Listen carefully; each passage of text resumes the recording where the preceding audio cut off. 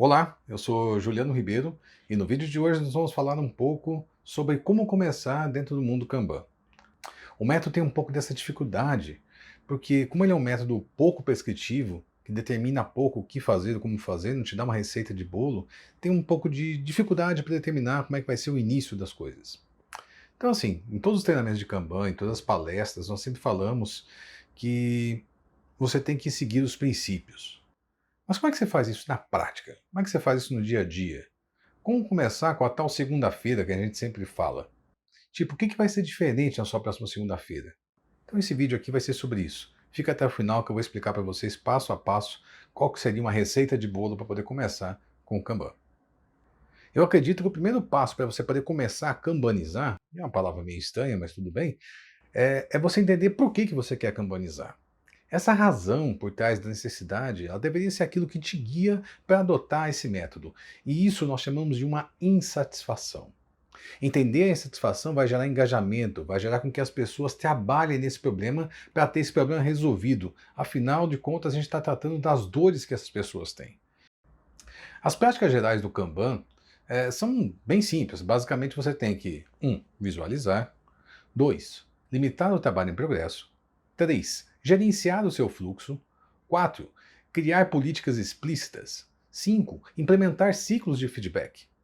E por último, mas nunca menos importante, melhorar colaborativamente e evoluir experimentalmente. Porém, isso não parece tão simples na hora que você vai implementar, né? Essa é uma das vantagens e dos defeitos que o Kanban tem. O método Kanban não é prescritivo, ele não te amarra, ele não é uma metodologia, ele não te diz o que fazer exatamente, mas ele te diz que esses princípios devem ser observados, que você deve instanciar esses princípios de acordo com a sua realidade. Porém, por onde eu começo? Foi então que surgiu a abordagem de pensamento sistêmico para introduzir o Kanban, ou para encurtar um pouquinho, o Static. Bem, o primeiro passo seria entender o que torna o serviço adequado ao propósito, e aqui tem uma dificuldade danada, porque o termo fit for purpose em inglês, ele tem uma conotação gigantesca, é uma expressão idiomática cheia de significados por lá e é difícil traduzir para cá. Existe uma obra para poder explicar sobre o que é fit for purpose, eu vou colocar nas referências aqui no link do vídeo, tá? Sobre o livro dos autores David Anderson e Alexei Zeglov. Eles explicam em detalhes os conceitos, falam do framework, do F4P Cards, das métricas envolvidas, falam do processo como um todo, tá? Então, não é o objetivo desse vídeo falar sobre o que é Fit for Purpose. Vai ter um vídeo futuro no canal para falar sobre esse assunto. O passo seguinte seria você entender as fontes de insatisfação em relação à entrega atual. Entrega atual do que, Juliano? Do serviço, ora essa. Quando nós estamos adotando o método Kanban, nós estamos focando na entrega de um serviço. Nós estamos aplicando o método Kanban para que um serviço se torne mais efetivo, para que ele atenda melhor seus objetivos e, portanto, um foco exagerado em times seria deixar um pouco de lado isso. Então a gente não está olhando para times, tá? Eu já tive vídeos aqui explicando um pouco por que a gente não fala disso, então eu vou deixar aqui no card para vocês. A pergunta que deve se fazer aqui é: quais são as insatisfações internas e externas? Mas principalmente as externas, aquelas que o cliente fala com veemência, que estão tornando o seu serviço inadequado ao seu propósito atual. É nisso que você tem que se focar nesse passo.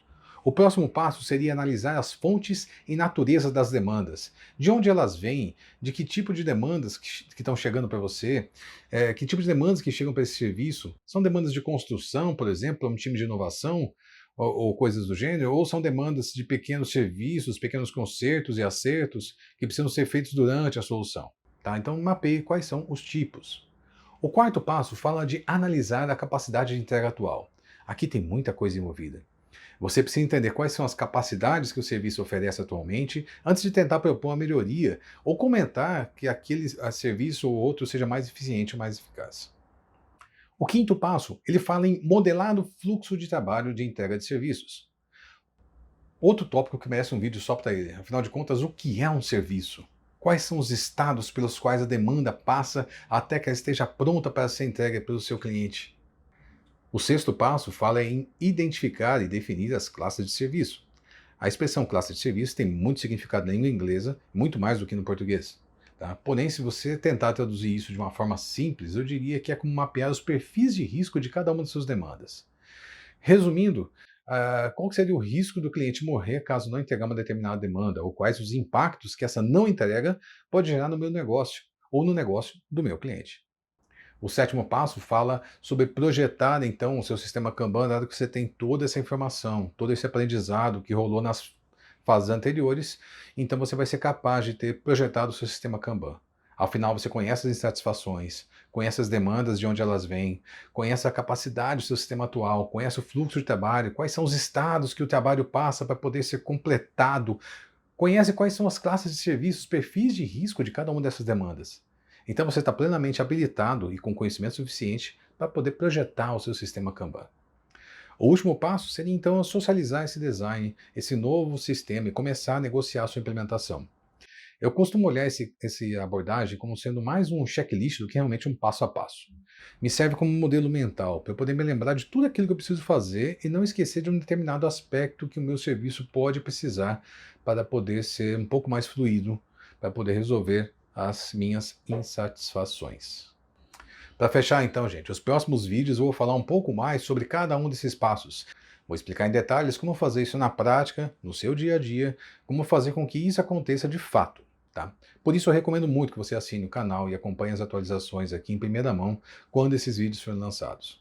Se você puder, obviamente, deixa aquele like, o seu comentário, o seu feedback, isso me ajuda a ranquear melhor no sistema do YouTube. Tá ok? Gente, fiquem com Deus, um forte abraço e até o próximo vídeo.